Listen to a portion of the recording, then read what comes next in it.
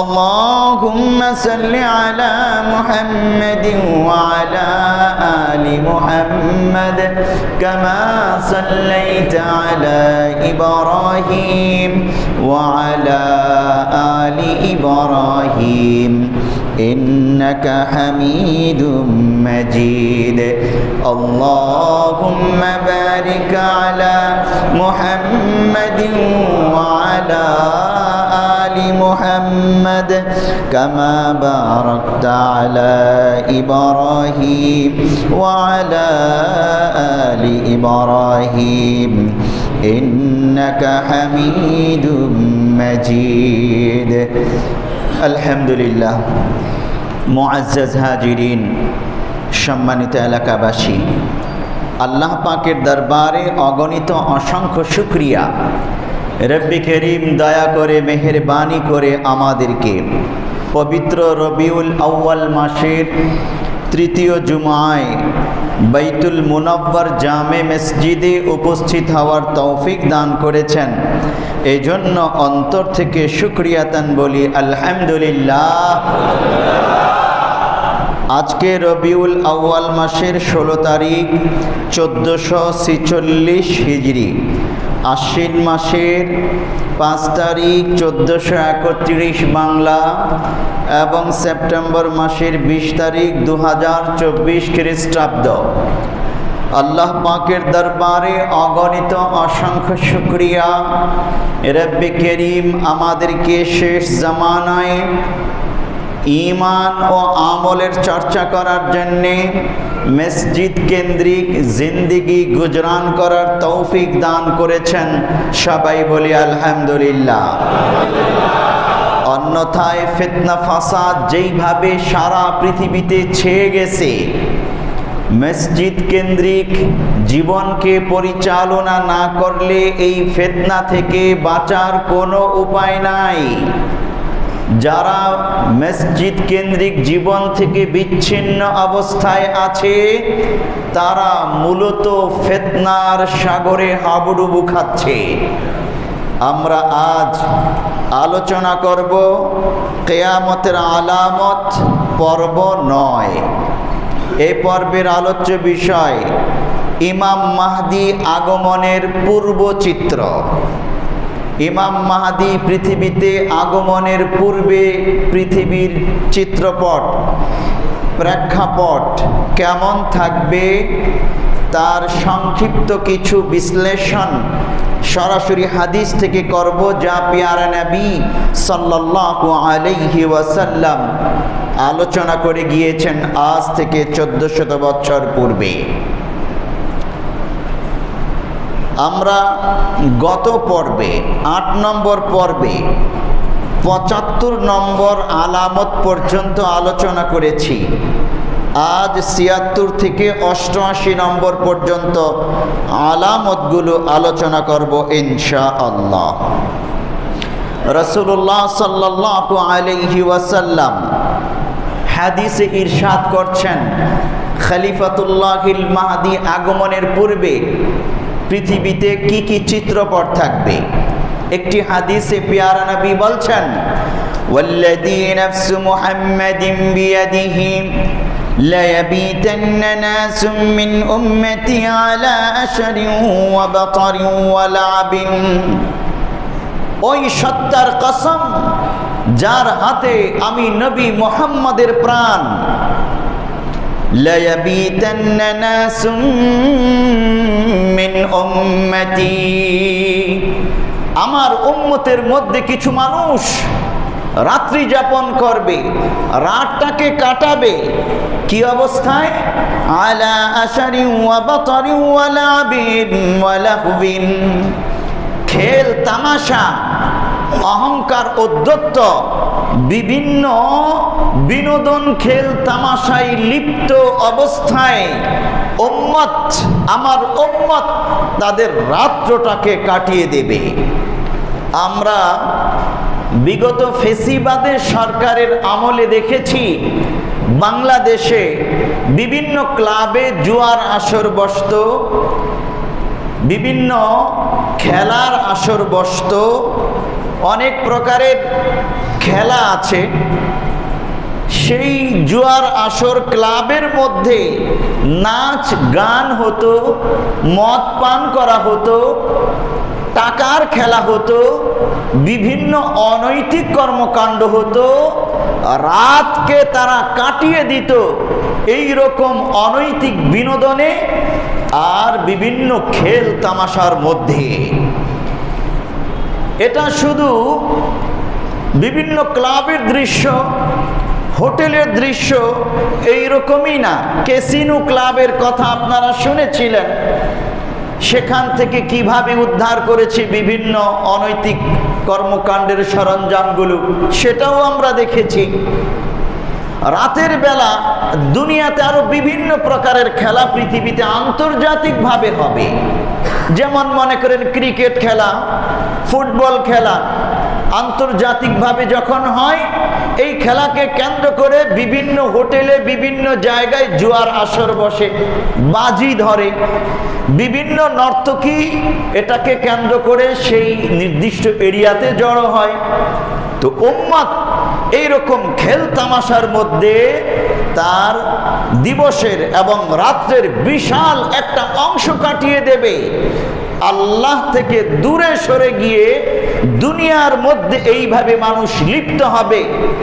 আপনি বুঝে থাকলে বলুন, বর্তমান পৃথিবীতে খেলার সরঞ্জাম, খেলার জন্য স্টেডিয়াম, খেলার জন্য অডিটোরিয়াম, খেলার জন্য বিভিন্ন প্রকারের ব্যক্তিবর্গ, বিভিন্ন সংস্থা, বিভিন্ন ক্রীড়া ক্লাব, আরো বিভিন্ন প্রকারের জুয়ার সংস্থাগুলো যেইভাবে সারা পৃথিবীতে জেঁকে বসেছে, আমাদের যুব সমাজকে যেইভাবে কোরআন থেকে দূরে সরিয়ে দিয়েছে, নামাজ থেকে দূরে সরিয়ে দিয়ে খেল তামাশায় মত্ত লিপ্ত করে দিয়েছে, এমনকি সারা পৃথিবীর রাষ্ট্রগুলোতে, রাষ্ট্র ব্যবস্থাতে ক্রীড়া মন্ত্রণালয় রয়েছে আলাদা, শুধু এই খেল তামাশাগুলো পরিচালনা করার জন্যে।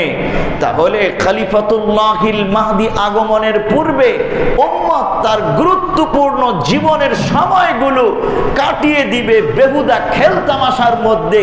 এমন চক্রের মধ্যে তারা কাটিয়ে দেবে, কিয়ামতের আলামত হিসেবে আল্লাহর নবী হাদিসে বয়ান করেছেন। উম্মত তার ইসলামকে কুফরি শক্তি ধ্বংস করে দেওয়ার পরিকল্পনা করতেছে, এদিকে উম্মত বিভিন্ন খেল তামাশায় ডুবে রয়েছে। এই রকম একটা চিত্র বর্তমান আছে কি নাই? ইমাম মাহদি আসার আগে এই চিত্রটা পৃথিবীতে থাকবে বলেছেন আপনার আমার পেয়ারা নবী।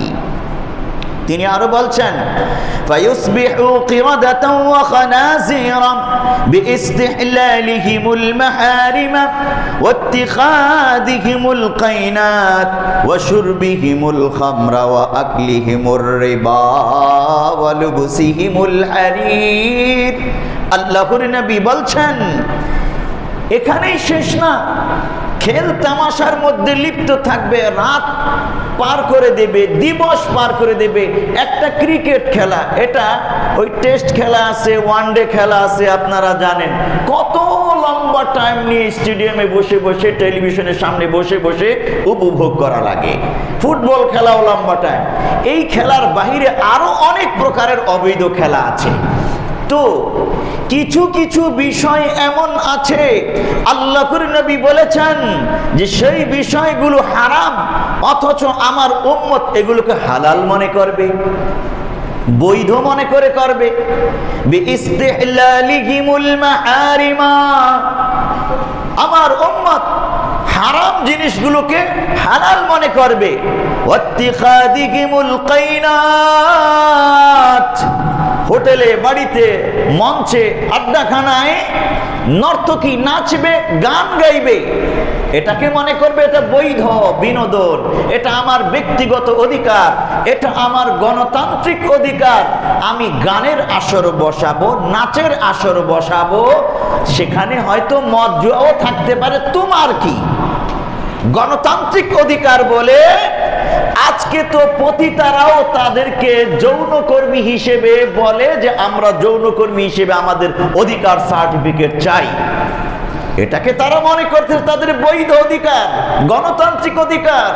ঠিক নাচ গান খেল তামাশার অবৈধ বিষয়গুলোকেও গণতান্ত্রিক ব্যক্তিগত অধিকার বলে মানুষ এটাকে মনে করবে এটা তার বৈধ কাজ।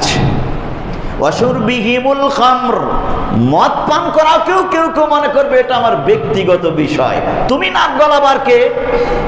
ও আকলিহিমুর রিবা, সারা পৃথিবীর ব্যবস্থা ইমাম মাহদি আসার পূর্বে এমন থাকবে, সুদী ব্যবস্থা থাকবে, সুদী ব্যবস্থায় ভরপুর থাকবে এবং মনে করা হবে এটা তার অর্থনৈতিক অধিকার।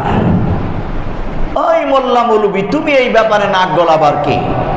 আমি সুদী ব্যাংক করব, সুদী ব্যবসা করব, সুদী সমিতি করব, সুদী কারবার করব, এটা আমার ব্যাপার, সেখানে নাক গলাবার তুমি কে? এইরকম একটা পরিবেশ বর্তমান আছে কি নাই? আছে। আরে আমি তো এটাও শুনেছি বিভিন্ন মসজিদে সুদের বিরুদ্ধে, ঘুষের বিরুদ্ধে বক্তব্য দিতে গিয়ে অনেক ইমাম সাহেবের চাকরি গেছে। চাকরি এই জন্যই গেল, ওই মসজিদ কমিটির মধ্যে কেউ সুদখোর, কেউ ঘুষখোর, সুদী মহাজন সুদে টাকা লাগায়, তো ইমাম সাহেবকে বলেছে আপনি আমার বিরুদ্ধে বক্তব্য দিলেন। ইমাম সাহেব তো আসলে তার বিরুদ্ধে বক্তব্য দেয় নাই, সুদের বিরুদ্ধে বক্তব্য দিয়েছে। এখন সে সুদ খাইলে এটা কি ইমাম সাহেবের দোষ? কিন্তু চাকরি তো গেল বেচারা। আমার জানাশোনা এরকম বেশ কয়েকজন ইমামের চাকরি গিয়েছে। তাহলে আপনি বলুন, মসজিদ কমিটির সদস্য হবে, ঘুষ খাবে, ইমাম সাহেব এটা বলতে গেলে তার চাকরি যাবে। কিয়ামতের আলামতটা কত ব্যাপকভাবে আজকে আমরা দেখতে পাচ্ছি। ইমাম মাহদি আসার আগে পরিবেশটা এমন থাকবে, চিত্র কয়েক বছর আগের। ওয়ালুবসিহিমুল হারির, অবৈধ পোশাক পুরুষরাও পরবে, নারীরাও পরবে। বিভিন্ন প্রকারের অবৈধ পোশাকের, রেশমি পোশাকের কথা আমরা আগেও বলেছি। আল্লাহর নবী বলছেন, যখন উম্মত এইরকম অবৈধ কাজগুলোকে, অবৈধ বিনোদনগুলোকে নিজেদের বৈধ বিনোদন মনে করবে, এই কাজগুলোকে নিজের অধিকার মনে করবে, বৈধ মনে করতে থাকবে, অথবা কাজগুলো হারাম,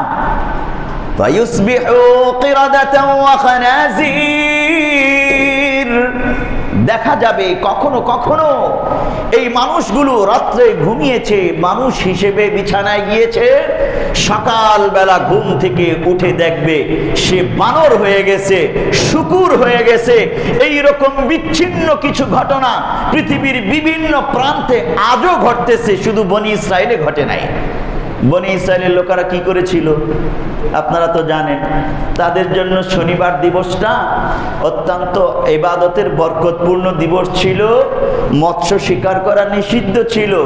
এই ডাকুরা আল্লাহকে ধোঁকা দিয়েছে মনে করে নিজেরা কৌশলে এমন কাজ করত, অবৈধ কাজ, যেটাকে মনে করত এইভাবে করলে এটা নাজায়েজ না, অবৈধ না। ওরা শুক্রবারে বা তার আগেই ওই পানি খুলে দিয়ে মাছ ঢুকতে দিত, এরপরে বাদ দিয়ে দিত, মাছগুলো ভিতরেই থাকতো। শনিবারে ওরা আর ধরতো না, এটা রবিবার গিয়ে ওরা ধরতো বা অন্য সময় ধরতো। তো ওরা তো মাছ তো আগেই ভিতরে ঢুকিয়েছে, ধরেছে কৌশল করে, আর ভাবতেছে এটা তাদের বৈধ কাজ, অথচ এটা তাদের নাজায়েজ অবৈধ কাজ। এই জন্য আল্লাহ তাআলা ওই বনি ইসরাইল জাতিকে শূকরে এবং বানরে পরিণত করে দিয়েছেন। কোরআনুল কারীমেতে ইতিহাস আছে, আমাদের নবীর দোয়া আছে বলে উম্মতকে আল্লাহ তাআলা একাত্রে শত শত হাজার হাজারকে বানর আর শূকর বানিয়ে দেবেন না, কিন্তু দৃষ্টান্ত রাখার জন্যে বিচ্ছিন্নভাবে কোথাও কোথাও কাউকে কাউকে আল্লাহ তাআলা তার চেহারার আকৃতিকে বিকৃত করে দিচ্ছেন, পরিবর্তন ঘটিয়ে দিচ্ছেন। অসংখ্য প্রমাণ বিভিন্ন জায়গায় রয়েছে। বর্তমান জামানাতেও মানুষ এত চালাক, অবৈধ কাজ যেটা আছে এটাকে বৈধ বানাবার জন্য বিভিন্ন হিলা বাহানা কৌশল অবলম্বন করে কি করে না? সাবধান, এটা কিয়ামতের আলামত। প্যারা নবী সাল্লাল্লাহু আলাইহি ওয়াসাল্লাম খলিফাতুল্লাহিল মাহদি আসার পূর্বে পৃথিবীর চিত্রপট কেমন থাকবে বয়ান করলেন। এখানে এই হাদিসে আমরা দুটো আলামত পেয়েছি, ৭৬ নম্বর এবং ৭৭ নম্বর আলামত। এরপরে আরো একটি হাদিসে মোট ৬টি আলামতের কথা পেয়ারা নবী বলেছেন। হাদিসটি রয়েছে মুসনাদে আহমদ ১৬,০৮৩ নম্বর হাদিস এবং সিলসিলাতু আহাদিস সাহিহা হাদিস নম্বর ৯৭৯। পেয়ারা নবী বলছেন, বাদিরু বিল মাউতি সিত্তা, ৬টি আলামত প্রকাশিত হওয়ার পূর্বেই মৃত্যুর প্রস্তুতি নাও। বলছেন আমার আপনার নবী। কি সেই ৬টি আলামত যেগুলো খলিফাতুল্লাহিল মাহদি আসার আগে পৃথিবীতে ঘটবে, চিত্রপট হবে? ইমরাতাস সুফাহাই, ১ নম্বর, বোকাদের মূর্খদের রাজত্ব। মূর্খরা বোকারা রাজত্ব করবে, অথচ তারা নিজেদেরকে সবচেয়ে বড় বুদ্ধিমান শিক্ষিত মনে করবে। আপনারা জিজ্ঞাসা করতে পারেন, এটা তো আমরা দেখি না, বর্তমান পৃথিবীতে যারা রাজত্ব করে সবাই শিক্ষিত, আমরা তো এদেরকে মূর্খ দেখি না। কিন্তু শিক্ষিত কাকে বলে এই সংজ্ঞা যদি আমরা তালাশ করি, ইকরা বিসমি রাব্বিকাল্লাযী খালাক, খালাকাল ইনসানা মিন আলাক, নাজিল হওয়া প্রথম ওহীর যে 5টি আয়াত, ওই 5টি আয়াতে শিক্ষিত ব্যক্তির সংজ্ঞা আল্লাহ তাআলা দিয়েছেন। যেই ব্যক্তির শিক্ষা দীক্ষা মহান রবের কোরআন সুন্নাহকে অনুসরণ করে, আল্লাহর নবীর আদর্শকে ফলো করে, যেই শিক্ষা দীক্ষা মহান রবের সাথে বান্দার সম্পর্ক গড়ে দেয়, মহান রবের নামে রাষ্ট্রের যাবতীয় কর্মকাণ্ড করতে উদ্বুদ্ধ করে, ওই রকম শিক্ষা দীক্ষা অর্জনকারী ব্যক্তিকে শিক্ষিত বলা হয়। লিখতে জানা ব্যক্তি, পড়তে জানা ব্যক্তিকেই শিক্ষিত বলে না। পড়া একটা দক্ষতার নাম, লিখতে জানা একটি দক্ষতার নাম, কিন্তু তার এই লিখতে জানা পড়তে জানা এই দক্ষতাটাকে যখন সেই ব্যক্তি আল্লাহ তাআলাকে পাওয়ার জন্যে, চিনার জন্যে মাখলুকের উপর প্রয়োগ করবে ইনসাফ প্রতিষ্ঠা করণার্থে, তখন এই ব্যক্তি শিক্ষিত বলে গণ্য হবে। আর এই রকম আল্লাহর সাথে সম্পৃক্ত শিক্ষা দীক্ষা অর্জনকারী ব্যক্তি পৃথিবীর বর্তমান রাষ্ট্র ব্যবস্থার বিভিন্ন রাষ্ট্রে বসা নেই। সবাই আছে জাগতিক বিদ্যায় শিক্ষিত, মহান রবের সাথে তাদের সম্পর্ক যোজন যোজন মাইল দূরে, এবং আল্লাহ তাআলার দেয়া ব্যবস্থাপনা রাষ্ট্রে তারা বাস্তবায়ন করে না, বরং তারা মনে করে সেই 1500 বৎসর পূর্বের রাষ্ট্র ব্যবস্থা যা আল্লাহর নবী বাস্তবায়ন করেছেন এই যুগে এটা অচল। আর যারা ওই রকম রাষ্ট্র ব্যবস্থার কথা বলে ওদেরকে তারা মূর্খ মনে করে। এই যুগে, বিজ্ঞানের এই যুগে রাসূলের রাষ্ট্র ব্যবস্থাকে যারা বাস্তবায়ন করতে চায় তাদেরকে এরা মূর্খ মনে করে। পিয়ারা নবী সাল্লাল্লাহু আলাইহি ওয়াসাল্লাম ইঙ্গিত করেছেন এই সকল ব্যক্তিবর্গের দিকে, ইমরাতাস সুফাহা, রাষ্ট্র পরিচালনা করবে মূর্খরা, বোকারা, ওয়া কাসরাতাশ শুরতি, এবং ব্যাপক পরিমাণে পুলিশি রাষ্ট্র হবে এবং ব্যাপক পরিমাণে পুলিশ নিয়োগ করা হবে। কেন বললেন এই কথা আল্লাহর নবী? শুরতিয়ুন অর্থ পুলিশ, এখানে শুরতুন শব্দটা এসেছে। এটা শুধু আমরা তো পুলিশ শব্দ ব্যবহার করছি ইংলিশে, রাসূলের যুগে তো আর ইংলিশে পুলিশ শব্দ ছিল না। আমরা এখন এটাকে ইংলিশে পুলিশ ব্যবহার করতেছি। তার মানে এমন রাষ্ট্র এবং সমাজের এমন সৈনিক যারা আইন শৃঙ্খলা নিয়ন্ত্রণ করবে, চোর ডাকু খুনিকে ধরবে, অপরাধীকে ধরবে, অপরাধ নিয়ন্ত্রণ করবে। এই রকম সৈন্যদেরকে শুরতিয়ুন বলা হয়। রাসূল সাল্লাল্লাহু আলাইহি ওয়াসাল্লামের যুগে এবং খোলাফায়ে রাশিদিনের যুগে এত পুলিশের দরকার ছিল না। কেন? কারণ ওই যুগে এত চোর, ডাকু, খুনি, অপরাধী, দুর্নীতিবাদ ছিল না। এত পুলিশ দরকার কি? তখন সাহাবায়ে কেরাম রাদিয়াল্লাহু তাআলা আনহুম যারা সৈন্য ছিল, জিহাদের ময়দানে যেত, তারাই নিজ দায়িত্বে সমাজ, রাষ্ট্রের শৃঙ্খলা বজায় রাখতেন তাদের আমিরদের, শাসকদের কথায়। এত পুলিশ ছিল না, পুলিশ বিভাগ আলাদা এইরকম জাকজময় ছিল না, অস্ত্রশস্ত্র ছিল না, তেমন ভাতাও ছিল না। কিন্তু বর্তমান যুগে আপনি দেখেন, আইন শৃঙ্খলা রক্ষা করার জন্য, আমি শুধু আমার বাংলাদেশের কথাই বলছি না, আমার পার্শ্ববর্তী রাষ্ট্র ভারত, মায়ানমার, পাকিস্তান, আরো যত রাষ্ট্র আছে, প্রত্যেকটা রাষ্ট্রেই পুলিশ বিভাগ আছে বিশাল শক্তিশালী ভাবে। একজন দুইজন না, লক্ষ লক্ষ পুলিশ আছে এই বিভাগে। শুধু পুলিশ না, পুলিশের নামে আরো বিভিন্ন ভাগে আরো বাহিনী আছে। আছে না বাংলাদেশে? পুলিশ আছে, ডিবি আছে, র্যাব আছে, বিজিবি আছে। ও বাবা, এখানেই তো 4টা হয়ে গেল বাহিনী। এগুলো কিসের জন্যে? অপরাধ দমনের জন্যে, আইন শৃঙ্খলা রক্ষা করার জন্যে। আল্লাহর নবী বলছেন, পৃথিবীর ব্যবস্থা এমন অপরাধে ভরপুর থাকবে, সেখানে পুলিশ ব্যাপক পরিমাণে কাজে লাগাইতে হবে এবং লাগাবে। রাষ্ট্রব্যাপী পুলিশ দিয়ে ভরপুর হয়ে যাবে। আজকে তো তাই দেখি আমরা।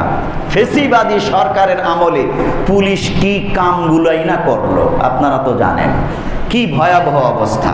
আমাদের আশুলিয়া থানাতে পুলিশ, অপরাধীকে পুলিশ ধরার জন্যে পুলিশরাই অপরাধী করে আরেকজনের পকেটে গাঁজার প্যাকেট ঢুকিয়ে দিয়ে বলে, তোর পকেটে গাঁজা পাওয়া গেছে, মামলা দিব, টাকা দে নয় মামলা খাবি। বেচারা বাঁচার জন্য কি আর করবে, টাকা দেয়। যারা দিতে না পারে মামলা খায়, মিথ্যা মামলা দিয়ে বিভিন্ন জায়গায় ধরিয়ে দেয়। এটাই তো ফেসিবাদী রাষ্ট্রের পুলিশি ব্যবস্থা ছিল। আর অনেক চিত্র আপনারা জানেন, ভুক্তভোগী যারা জানে। আর এই আশুলিয়া থানাতেই 5ই আগস্ট 7 জন, এখানে 4 জন ছাত্র ছিল, 7 জন ব্যক্তির লাশ একটা গাড়িতে তুলে আগুন ধরিয়ে পুড়িয়ে দিয়েছে। লাশকে পুড়িয়ে দেওয়ার মতো জঘন্য এই কাজ এরা করেছে। তো ব্যবস্থাপনাটা পৃথিবীতে এমন হবে, অপরাধীকে ধরতে ধরতে, অপরাধীর পিছনে দৌড়াতে দৌড়াতে একসময় পুলিশ নিজেই অপরাধী হয়ে যাবে। এই রকম চিত্র আমাদের চোখের সামনে কিয়ামতের আলামতটা কত পরিষ্কার ভাবেই ধরা দিয়েছে। ওয়াবাইআল হুকমি, আল্লাহর নবী বলছেন, ইমাম মাহদী আসার আগে পৃথিবীর চিত্রপট কেমন থাকবে? ওয়াবাইআল হুকমি, রায় বেচা কেনা হবে। বিচারপতি তার রায়কে, ফায়সালাকে বিক্রি করে দেবে। বর্তমান আছে কি এটা? বলবেন, এর তো আর বলার অপেক্ষা রাখে না। রাসূলের যুগে, খোলাফায়ে রাশিদিনের যুগে এর অবকাশ ছিল কি? কল্পনাই করা যায় না। বিচারপতির কাছ থেকে রায় কিনে নিবে, টাকা দিয়ে হুকুম কিনে নিবে, ফায়সালা কিনে নিবে, কল্পনাই করা যায় না। আর বর্তমান যুগে পুরো বিচার ব্যবস্থা এমন ভাবে ঢেলে সাজানো হয়েছে, গণতান্ত্রিক বিচার ব্যবস্থা, ফেসিবাদী বিচার ব্যবস্থায় ফেসিবাদী বিচারক যখন অসাধু উপায় অবলম্বনের নিয়তে চেয়ারে বসে, তখন সে তো রায় বিক্রি করবেই। সে বিচারক হওয়ার অযোগ্য। যেই বিচারক ঘুষ খাবে, রায় বিক্রি করবে, সে আমানতের খেয়ানতকারী বিচারক হবার অযোগ্য। সে বরং আল্লাহর নবীর আদালতে এই ব্যক্তি ভোট দেওয়ারও অযোগ্য। রাষ্ট্রের ফার্স্ট ক্লাস নাগরিক হওয়ার অযোগ্য। এটা আমরা দেখছি বর্তমানে। এই হাদিসে 3 নম্বর আলামত রাসূল বলছেন ওয়াস্তিগফাফু বিদ্দামি, রক্ত প্রবাহিত করাকে হালকা মনে করা হবে। যখন তখন যে কাউকে মেরে ফেলবে, রক্ত ঝরাবে, পিটিয়ে মেরে ফেলবে, কিছুই মনে করবে না, মনে করবে এই যুগে এটা ব্যাপার না। আপনারা পত্রিকায় দেখেছেন গতকালকে ঢাকা বিশ্ববিদ্যালয়ে একজন অপ্রকৃতস্থ মানুষকে, যুবককে কিছু যুবক পিটিয়ে হত্যা করে ফেললো চুরি করার অপরাধে। সে নাকি চুরি করেছে, এটা আসলে জাতির কাছে প্রমাণিত না আসলেই চুরি করেছে কিনা। যদিও চুরি করে থাকে, আইন তো কোনো ব্যক্তি নিজের হাতে তুলে নেবার অধিকার রাখে না, পুলিশের কাছে হস্তান্তর করবে, চুরি করা মাল উদ্ধার করার ব্যবস্থা করবে। কিন্তু তাকে একটা রুমের মধ্যে রেখে পিটিয়ে নির্মমভাবে হত্যা করবে, এটা কখনোই মেনে নেওয়া যায় না। তার মানে কি, যারা হত্যাকাণ্ড ঘটিয়েছে তাদের পরিচয়ও ইতিমধ্যে বিভিন্ন জায়গায় প্রকাশিত হচ্ছে। ফেসিবাদের সংগঠনের ব্যক্তিবর্গ আছে, বাহিরেরও আছে। এক কথায় যারা ফেসিবাদ করে বেড়াতো, বিশ্ববিদ্যালয়গুলোতে ক্ষমতার দাপট দেখিয়ে বেড়াতো, যখন তখন যাকে মারপিট করত, ওই মানসিকতা রয়ে গেছে বলে এখনো তারা এই কাজগুলো করেছে ঢাকা বিশ্ববিদ্যালয়। এটা দেখা গেছে। জাহাঙ্গীরনগর বিশ্ববিদ্যালয়েও ঘটনা দেখা গেল, একজনকে পিটিয়ে মেরে ফেলেছে। আমার কথা, যেই ব্যক্তিকে পিটায়ে মারা হয়েছে ওই ব্যক্তি অপরাধী হতে পারে, সেই ব্যক্তি ফেসিবাদের দূষণ হতে পারে, কিন্তু তাই বলে শান্তিপূর্ণ পরিবেশে কোন একটি বিশ্ববিদ্যালয়ের অঙ্গনে পিটিয়ে তাকে মেরে ফেলার কোনো এখতিয়ার কারো নাই। সে অপরাধী, তাকে ধরে আইনের হাতে তুলে দাও। এখন আমাদের নতুন বাংলাদেশে আইন সোজাভাবে চলার জন্যে এবং আইন শৃঙ্খলা বাহিনী সোজাভাবে চলার জন্যে সমস্ত জনগণ তাকিয়ে রয়েছে। উল্টা পাল্টা বাঁকা তারা চলতে পারবে না ইচ্ছা করলে। বর্তমান পরিবেশটা এমন আছে, ভবিষ্যতে কি হবে জানি না।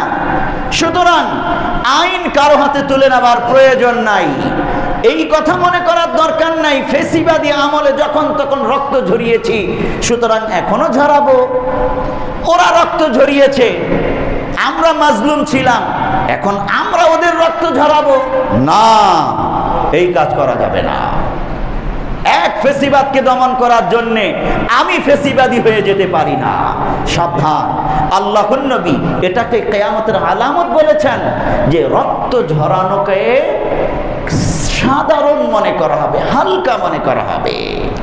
অথচ একজন মানুষের দেহের এক ফোঁটা রক্তের মূল্য সারা পৃথিবীর সম্পদের চেয়েও বেশি। আপনি সেটা ঝরাতে পারেন না, অন্যায়ভাবে ঝরাতে পারেন না। ঝরানোর প্রয়োজন পড়লে আইনের মাধ্যমে আপনি ঝরান, বাস, পরিষ্কার কথা। আল্লাহর নবী 4 নম্বর আলামত এই হাদিসে বলছেন ওয়াকাতিয়াতুর রাহিমি, আত্মীয়তার বন্ধন ছিন্ন হয়ে যাবে, ছিন্ন করা হবে ব্যাপকভাবে, এই পরিবেশ থাকবে। এটা তো আর বলার অপেক্ষা রাখে না, আগেও আলোচনা করেছি। ইয়াত্তাখিযুনাল কুরআনা মাযামিরা ইউকদ্দিমুনাহু লিয়ুগান্নিয়াহুম ওয়া ইন কানা আকাল্লাহুম ফিকহা। প্যারা নবী সাল্লাল্লাহু আলাইহি সাল্লাম বলছেন ইয়াত্তাখিযুনাল কুরআনা মাযামিরা, কোরআনকে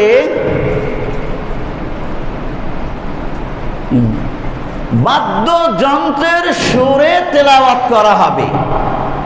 ওয়া ইউকদ্দিমুনাহু লিয়ুগান্নিয়াহুম, আর যেই সকল ব্যক্তিরা গানের সুরে কোরআন তেলাওয়াত করবে ওই সকল ব্যক্তিদেরকে শিল্পী হিসেবে বিভিন্ন জায়গায় অগ্রগণ্য রাখবে, সামনে রাখবে।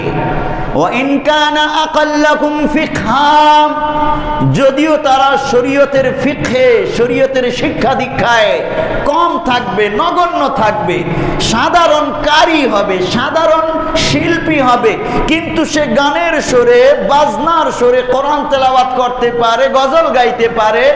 এই জন্য এই শিল্পীকে আলেমের চেয়েও দাম দেওয়া হবে বেশি। আল্লাহর নবী বলছেন এটা কিয়ামতের আলামত, কিয়ামতের আলামত। গানের সুরে, বাদ্যের সুরে না গজল গাওয়া যাবে, না কোরআন তেলাওয়াত করা যাবে। বর্তমান বিভিন্ন জায়গায়, এটা বাংলাদেশে কম আছে যে কোরআন তেলাওয়াত গানের সুরে হয়। অল্প কিছু কারি সাহেব আছেন, তার তেলাওয়াতের মধ্যে নতুন নতুন সুর আনার জন্যে গানের সুরের সাথে তেলাওয়াত মিলিয়ে ফেলে। বিদেশে আছে এটা ব্যাপক, বিশেষ করে মিশরে অনেক কারি সাহেব এমন আছেন, তারা গানের সুরে, বাদ্যের সুরে কোরআনকে তেলাওয়াত করে। এটা করা যাবে না, এটা কোরআনের ইহানাত, কোরআনের অপমান বলে গণ্য হবে। কোরআনের আলাদা একটা লাহজা, আলাদা একটা সুর আছে, চমৎকার জান্নাতি একটা আবহ তৈরি হয় সেই সুরে। ওই সুরগুলাই সুরেই তেলাওয়াত করতে হবে। আলহামদুলিল্লাহ, বাংলাদেশের কোরআনের হাফেজ যারা আছেন, আন্তর্জাতিক পরিমণ্ডলে হিফজুল কোরআন কম্পিটিশনে ফার্স্ট, সেকেন্ড, থার্ড হয়ে বাংলাদেশকে মর্যাদাবান করছে বিশ্ব দরবারে। এদের প্রত্যেকের তেলাওয়াত সমগ্র বিশ্বের হাফেজ সাহেবদের তুলনায় অনেক অনেক সুন্দর, আলহামদুলিল্লাহ। এবং এদের তেলাওয়াতের মধ্যে এমন মাধুর্যতা আছে, শুনলে মনে হয় কোরআন এই মুহূর্তে মনে হয় যেন নাজিল হলো, হৃদয়টা ঠান্ডা হয়ে যায়।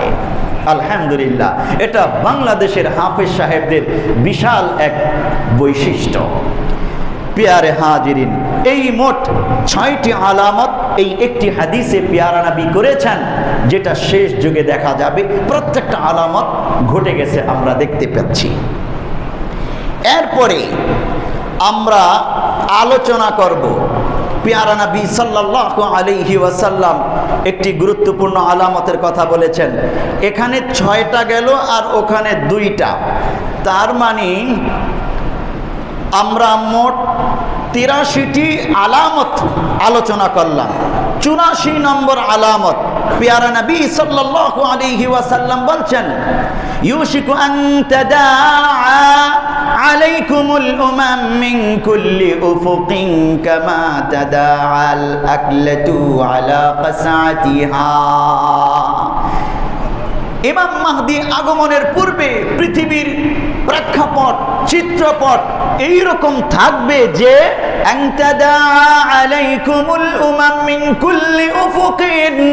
পৃথিবীর বিভিন্ন প্রান্ত থেকে বিজাতি শক্তিগুলো একে অপরকে ডাকতে থাকবে উম্মতে মুসলিমাকে ধ্বংস করার জন্যে। কামা তাদাল আকলাতু আলা কাসাতিহা, যেমনি করে দস্তরখানে, খাবারের দস্তরখানে একে অপরকে ডাকে, আসো আসো খাবার প্রস্তুত হয়েছে, দস্তরখানে এসো, খাবার টেবিলে এসো, খাবার খাবো। ঠিক তেমনি করে পৃথিবীর বিজাতীয় শক্তিগুলো সমস্ত পৃথিবী থেকে আওয়াজ তুলবে, এই তো মুসলমান, মৌলবাদী মুসলমান, এদেরকে শেষ করে দিতে হবে, আসো সবাই মিলে আমরা এদেরকে দমন করি। এই চিত্রটা দেখা যাবে, আল্লাহর নবী বয়ান করলেন। বর্তমান যুগে সারা পৃথিবীতে সমস্ত বিজাতীয় শক্তি, শুধু বিজাতীয় শক্তি নয়, বরং বিজাতীয় শক্তিকে সমর্থনকারী, সাহায্যকারী মুসলমানদের মধ্যে মুনাফিক এবং সেকুলারিস্ট যারা আছে, তারাও তাদের কণ্ঠে কণ্ঠ মিলিয়ে বলে, আসো আমরা মৌলবাদী মুসলিমদেরকে শেষ করি। এই আওয়াজ সারা পৃথিবীতে আছে, রাষ্ট্রীয়ভাবে আছে, সামাজিকভাবে আছে, আন্তর্জাতিকভাবে আছে। যারা প্রকৃত মুসলিম তাদেরকে ধ্বংস করে দেবার জন্যে, কোণঠাসা করার জন্যে, তারা যেন ক্ষমতায় আসতে না পারে, রাষ্ট্র পরিচালনা করতে না পারে, এই দিকটা ট্যাকেল দেবার জন্যে, এদেরকে ধ্বংস করে দেওয়ার আন্তর্জাতিক আহ্বান জানায়। যখন মিশরে ইখওয়ানুল মুসলিমিন ইসলামী সংবিধান করলো, তাদের রাষ্ট্রীয় সংবিধানটাকে কোরআন হাদিসের আলোকে ইসলামী সংবিধান করলো প্রেসিডেন্ট হাফেজ মুরসি, তখনই আন্তর্জাতিকভাবে আওয়াজ উত্থিত হলো, এদেরকে শেষ করে দাও। আন্তর্জাতিক আওয়াজের সাথে কণ্ঠ মিলিয়ে মিশরের সেকুলার সেনাবাহিনী প্রেসিডেন্ট মুরসিকে বন্দী করলো, তাদের বাহিনীকে শেষ করে দিল, সংবিধানকে বাতিল করে দিল। অথচ তারা কিন্তু গণতান্ত্রিক ভোটের মাধ্যমেই রাষ্ট্র ক্ষমতায় গিয়েছিল। তাদের অপরাধ কি ছিল? একটাই অপরাধ ছিল, তারা রাষ্ট্রীয় ক্ষমতায় গিয়ে কোরআন হাদিসের সংবিধানকে বাস্তবায়ন করতে চেয়েছিল। এই ছিল অপরাধ। আল্লাহর নবী এই দিকেই ইঙ্গিত করেছেন যে শেষ জামানায় খলিফাতুল্লাহিল মাহদী আসার পূর্বে পৃথিবীর চিত্রপট এমন থাকবে, প্রকৃত ইসলামপন্থীরা মুসলিমরা দাঁড়াতে পারবে না কোথাও ঐক্যবদ্ধভাবে, এবং তারা কিছু করতে চাইলে এদেরকে ধ্বংস করে দেওয়ার আওয়াজ দিবে, একে অপরকে বলবে আসো ওদেরকে আমরা শেষ করে দেই। আছে না এই পরিবেশটা বর্তমানে? আপনি বাংলাদেশে খালি করে দেখেন না, কোরআনের সংবিধান, ইসলামী সংবিধান, ইসলামী রাষ্ট্র ব্যবস্থা, ইসলামী খেলাফত ব্যবস্থা খালি করে দেখেন, চতুর্দিক থেকে কিভাবে এটাকে ধ্বংস করে দেওয়ার জন্যে উঠে পড়ে লাগে। বর্তমান পরিবেশটা এমন হয়ে আছে। এই জন্য উলামায়ে কেরাম তারা রয়ে শয়ে তাদের কর্মকাণ্ডগুলো পরিচালনা করতেছেন, শুধু আল্লাহর কাছে জবাবদিহি করতে হবে এই জন্যে, কারণ এদের শক্তি নাই কিছু করার। এই গণতান্ত্রিক প্রক্রিয়াতেই তারা নির্বাচন করে, গণতান্ত্রিক প্রক্রিয়াতেই তারা চেষ্টা করতেছে রাষ্ট্রের মধ্যে যেন ইসলামের যে অধিকারগুলো আছে অন্তত জনগণ সেই অধিকারগুলো পায়। ইসলামের অধিকার রাষ্ট্রে প্রতিষ্ঠিত হলে জনগণ শান্তিতে থাকবে, ফেসিবাদ আর ফিরে আসতে পারবে না। চেষ্টা করছে এতটুকু, এছাড়া আর কিছুই করার নেই তাদের। কিন্তু আন্তর্জাতিকভাবে সমস্ত রাষ্ট্রের মুসলমানদের অনেক কিছু করণীয় আছে, তারা পারে না, ঐক্যবদ্ধ নাই বলে। হাদিসে আছে, দেখুন সাহাবায়ে কেরাম জিজ্ঞেস করলেন, কুলনা ইয়া রাসূলুল্লাহ আমিন কিল্লাতি বিনা ইয়াউমাইদিন, ইয়া রাসূলুল্লাহ মুসলমানদের বিরুদ্ধে মুসলমানকে ধ্বংস করার জন্য সারা পৃথিবীর বিজাতীয় শক্তি আহ্বান জানাবে, এটা কি করে সম্ভব? আমিন কিল্লাতি বিনা ইয়াউমাইদিন, ওই দিন কি আমরা সংখ্যায় কম থাকবো ইয়া রাসূলুল্লাহ? ক্বালা আনতুম ইয়াউমাইদিন কাসীরুন, প্যারা নবী বললেন না, সংখ্যায় তোমরা কম থাকবে না, ওই দিন তোমরা সংখ্যায় অনেক বেশি থাকবে।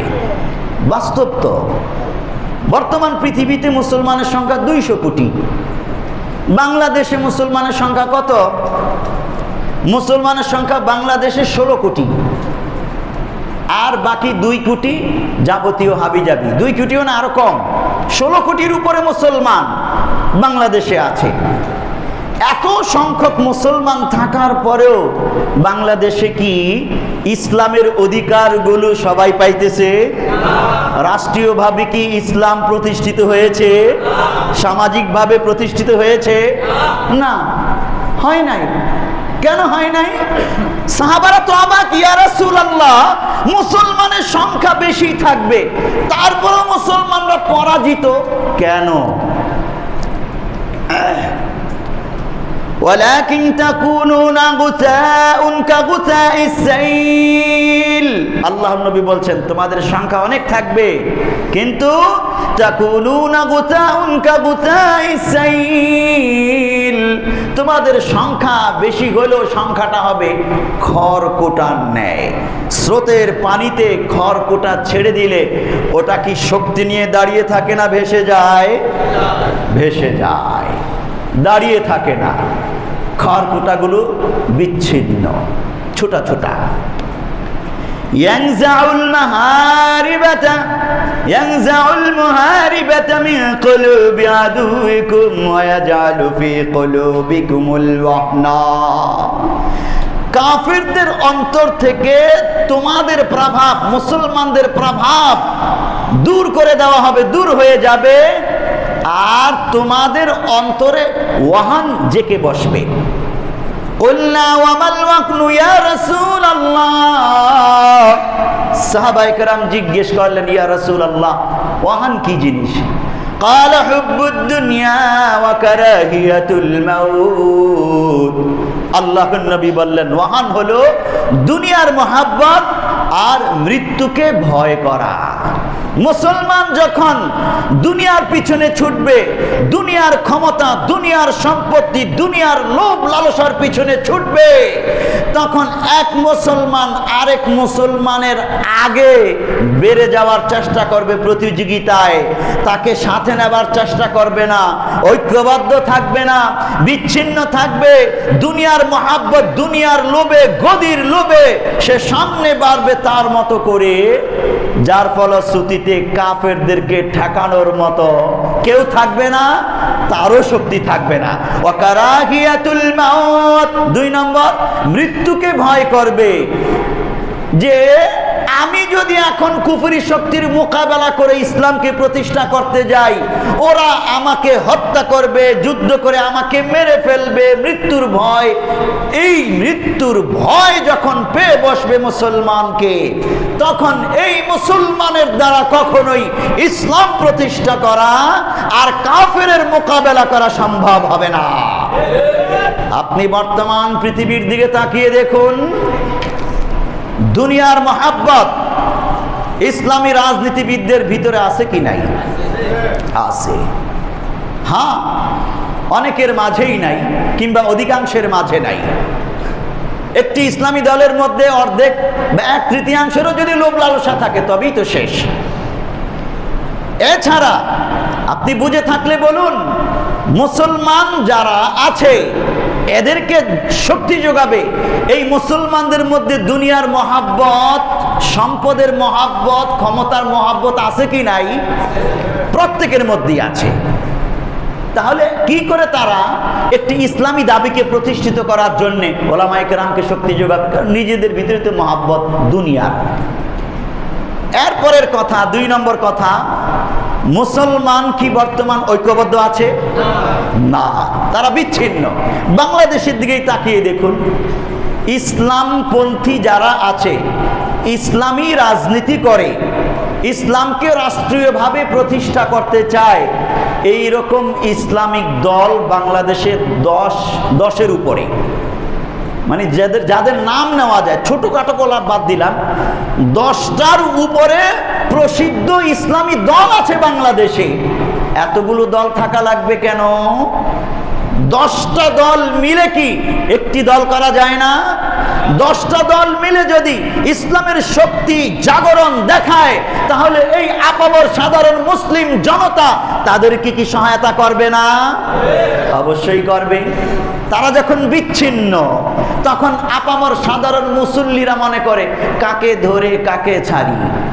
ও এটা বলে, আরেকজনে আরেকটা বলে, না ওরা বিচ্ছিন্ন, আমার যাকে খুশি তাকে দেব। তখন এই টেন্ডেন্সি চলে আসে, যাকে খুশি তাকে দেব।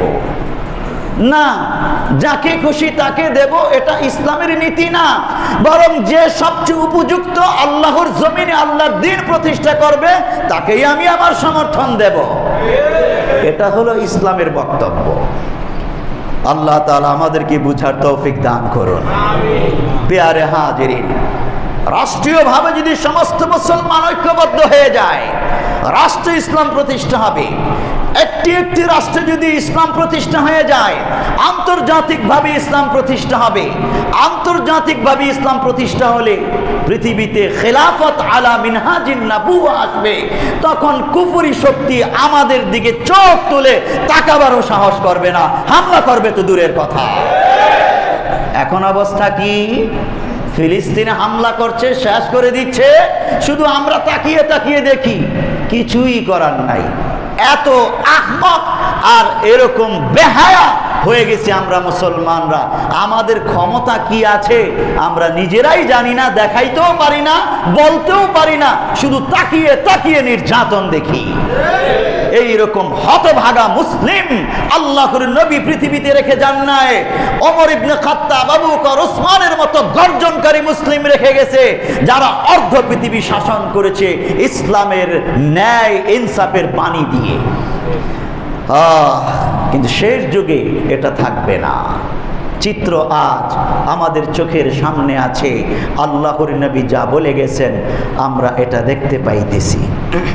প্যারে হাজিরিন, প্যারা নবী সাল্লাল্লাহু আলাইহি ওয়াসাল্লাম ৮৬ নম্বর আলামত হিসেবে ইরশাদ করতেছেন আরেকটা আলামত। عن عبد الرحمن بن زيد عن أبيه لا يزال الجهاد حلوا أخضرا ما قطر القطر من السماء। হযরত আব্দুর রহমান ইবনে যায়েদ তার পিতা থেকে বর্ণনা করেন, রাসূলুল্লাহ সাল্লাল্লাহু আলাইহি ওয়াসাল্লাম ইরশাদ করেছেন যে আসমান থেকে যতদিন বৃষ্টি বর্ষণ হবে ততদিন পর্যন্ত আল্লাহর জমিনে জিহাদ এটা সুমিষ্ট সবুজ থাকবে। তার মানে জিহাদ এটা কখনোই আল্লাহ তাআলা উঠিয়ে নেবেন না। এইরকম পবিত্র চমৎকার একটি ইবাদত। এরপরে আর কি বলছেন, ওয়াসায়াতি আলান নাসি জামানুন ইয়াকুলু ফীহি কুররাউ মিনহুম লাইসা হাদা জামানু জিহাদিন। আল্লাহর নবী বলছেন কিন্তু এমন একটা জামানা আসতেছে, ইয়াকুলু ফীহি কুররাউ মিনহুম, ওই যুগে শিক্ষিত ব্যক্তিরা বলবে লাইসা হাদা জামানু জিহাদিন, এই যুগ জিহাদের যুগ না। এটা বর্তমানে শিক্ষিতরা বলে কি বলে না? আরে শিক্ষিত তো দুই ধরনের আছে, মাদ্রাসা পড়ুয়া, জেনারেল পড়ুয়া। জেনারেল পড়ুয়াদের তো জ্ঞান নেই, জেনারেল পড়ুয়াদের অনেকে বরং বিরোধিতা করবে, আরে জিহাদ আবার কি জিনিস। আর আমেরিকা, ব্রিটেন, রাশিয়া, ভারত ওরা তো বলে জিহাদ মানে জঙ্গিবাদ, নাউজুবিল্লাহ। কারণ ফিলিস্তিনের মুক্তিযোদ্ধা মুজাহিদরা তো জিহাদ করে, তাদের দেশকে স্বাধীন করতে চায়, ওরা এটাকে জঙ্গিবাদ মৌলবাদ বলে। আর আমাদের মুসলিম শিক্ষিতরা বলে আরে জিহাদ এই যুগে অচল, এই যুগে আবার জিহাদ চলে নাকি? এটা হলো গণতান্ত্রিক যুগ, বিজ্ঞানের যুগ, গণতান্ত্রিক পন্থায় আমরা সব করব, রাষ্ট্র ক্ষমতা দখল করব, যা করার সব করব। কিন্তু কি হয়, একজনে যায় মারামারি করে, আরেকজনে আসে সেও মারামারি করে, আরেকজনে আসে সেও মারামারি করে, জনগণের অবস্থা টাইট, শেষ। আল্লাহর নবী বলতেছেন শিক্ষিত ব্যক্তিরা বলবে আল্লাহর এই গুরুত্বপূর্ণ ইবাদতের ব্যাপারে এটা দরকার নাই, এই যুগ জিহাদের যুগ না। আমি তো দেখতেছি বর্তমানে কিছু শিক্ষিত ব্যক্তি, আলিয়া মাদ্রাসা শিক্ষিত অথবা মাদ্রাসা পড়ুয়া কিছু ব্যক্তি যাদের গভীরের জ্ঞান নাই, গবেষণামূলক জ্ঞান নাই, এই রকম কিছু ব্যক্তিও বলতেছে বর্তমান যুগে ভোট হইল জিহাদ, বর্তমান যুগে নির্বাচন জিহাদ, এই রাজনীতিটাই জিহাদ, ওই তলোয়ারের জিহাদ, যুদ্ধ জিহাদ, অস্ত্রের জিহাদ বর্তমানে দরকার নাই। এইরকম কিছু কিছু ব্যক্তির মুখ ফসকে কথা বেরিয়ে গেছে এবং আমরা শুনেছি তাদের বক্তব্য।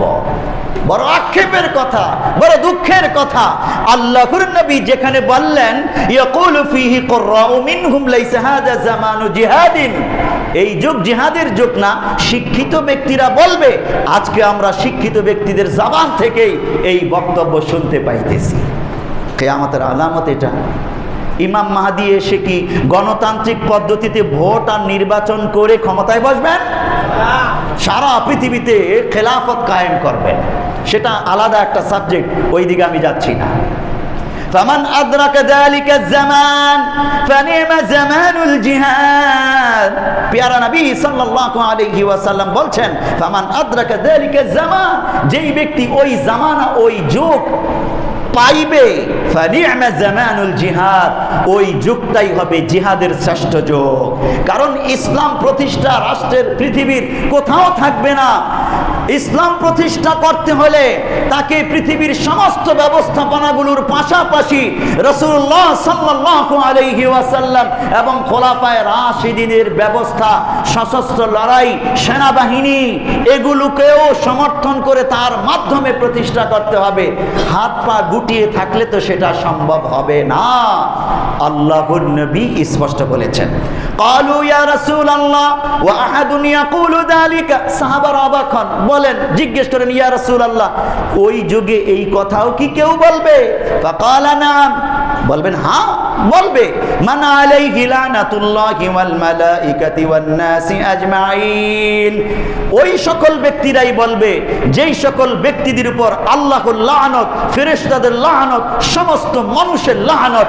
এক কথায় জিহাদের বিরুদ্ধে যারাই বক্তব্য দিবে, জিহাদকে যারাই অপ্রয়োজনীয় মনে করবে, অথচ এটা নামাজের মতোই একটি ফরজ বিধান, ওই সকল ব্যক্তিদেরকে আল্লাহর নবী অভিসম্পাদিত বলেছেন।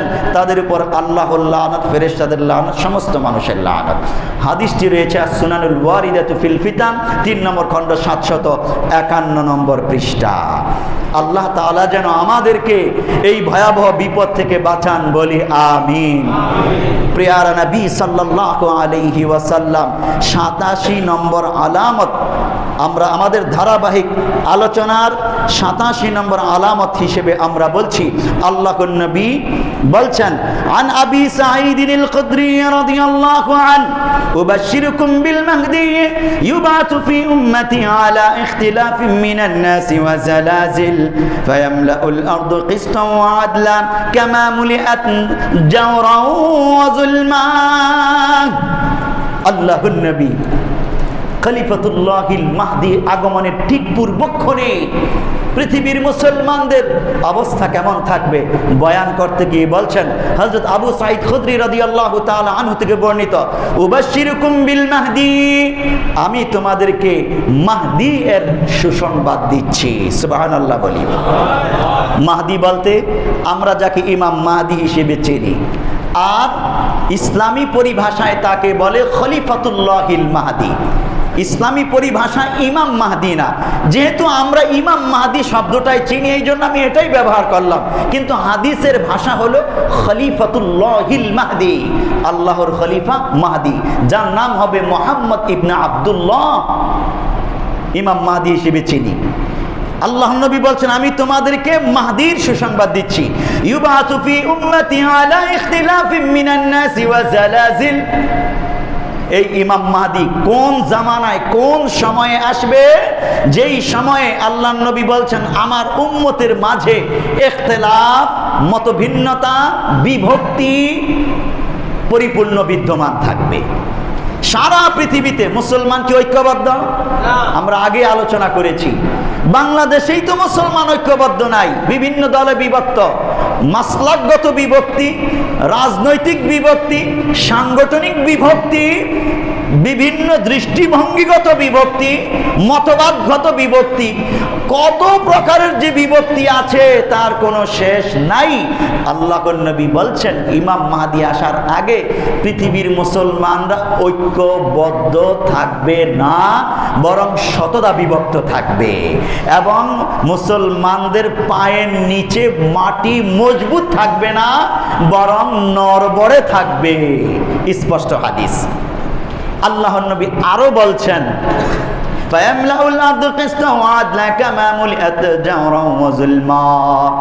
সমস্ত পৃথিবীতে জুলুম অন্যায় দিয়ে ভরপুর থাকবে, ইমাম মাহদি এসে সব কিছু দূর করে ইনসাফ প্রতিষ্ঠা করবেন। হাদিসটি রয়েছে মুসনাদ আহমদ 3 নম্বর খণ্ড 65 নম্বর পৃষ্ঠা। পিয়ারা নবী সাল্লাল্লাহু আলাইহি ওয়াসাল্লাম 88 নম্বর আলামত হিসেবে আমরা বলছি, সুম্মা তাকুনু মুলকান জাবারিয়াতান সুম্মা ইয়ারফাউহা ইযা শাআ ইয়ারফাহা সুম্মা তাকুনু খিলাফাতান আলা মিনহাজিন নাবুওয়া। আল্লাহর নবী বলছেন, খলিফাতুল্লাহিল মাহদি আগমনের পূর্বের জামানাটা হবে মুলকান জাবারিয়া, জুলুম তন্ত্রের যুগ। জুলুম তন্ত্র বলতে বিভিন্ন তন্ত্রমন্ত্রের দ্বারা কুফরি শক্তির, বিজাতীয় শক্তির বিভিন্ন মতবাদের দ্বারা বিশ্ব পরিচালিত হবে, যেই মতবাদগুলোকে জুলুম তন্ত্র বলে আখ্যায়িত করেছেন আল্লাহর নবী। 1924 খ্রিস্টাব্দ থেকে নিয়ে 2024 খ্রিস্টাব্দ বর্তমান চলছে, 100 বছর হয়। পৃথিবী মুলকান জাবারিয়া হিসেবে চলছে জুলুমতন্ত্র দ্বারা, সেকুলারিজম, ডেমোক্রেসি দ্বারা পৃথিবী পরিচালিত হচ্ছে, জুলুম দিয়ে পৃথিবীর কানায় কানায় ভরপুর। 100 বছর হয়ে যায় জুলুমতন্ত্র চলছে। আল্লাহর নবী বলছেন সুম্মা ইয়ারফাউহা ইযা শাআ ইয়ারফাহা, অতঃপর আল্লাহ তাআলা এই জুলুমতন্ত্রকে হটিয়ে দিয়ে আবার খেলাফত আনবেন, ইমাম মাহদি সেটার প্রতিষ্ঠা করবেন। পেয়ারে হাজিরিন, আমরা এই পর্যন্তই আজ আলোচনা করলাম যে ইমাম মাহদি আসার পূর্বের চিত্রপট কেমন থাকবে পৃথিবীতে। হাদিসের আলোকে আমরা দেখলাম সেই চিত্রপটটা চলে এসছে। আগামী কয়দিন পর, কয় বছর পর তিনি আসবেন আমরা জানি না। যেহেতু এই চিত্রপটটা চলমান আছে, এটা স্টপ করে দিয়েই আল্লাহ তাআলা খলিফাতুল্লাহিল মাহদিকে নিয়ে আসবেন। আমরা ততদিন প্রস্তুতি নিতে থাকি, ঐক্যবদ্ধ হওয়ার চেষ্টা করি, ঐক্যবদ্ধভাবেই যার যার রাষ্ট্রে যার যার অবস্থানে ইসলামকে প্রতিষ্ঠা করার চেষ্টা করি। আল্লাহ তাআলা আমাদেরকে তৌফিক দান করুন বলি আমিন। ওয়া মা আলাইনা ইল্লাল বালাগ।